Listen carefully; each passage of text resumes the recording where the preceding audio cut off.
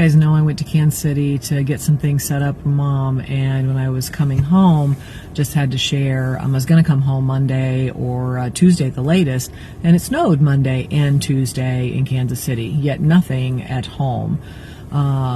Took getting 30 miles outside of the city before the roads weren't slick and icy Wednesday morning.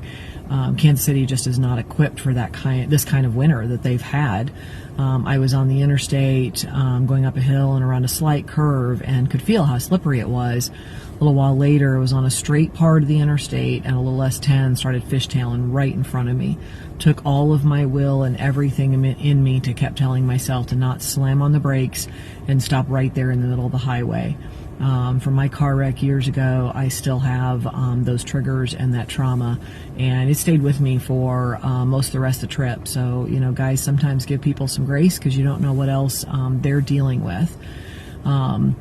Had to get all the way past Liberty, for those of you that know Kansas City, before the roads got decent, and then about another half hour north before there was actually just, you know, hardly any snow.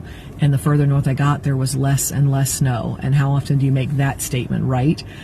Just seems, you know, crazy.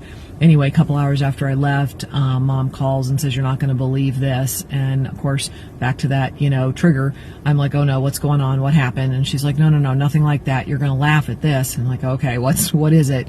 Could use something to laugh at." And she says, "Well, I was checking my email, and because she's finally starting to get caught up with that stuff.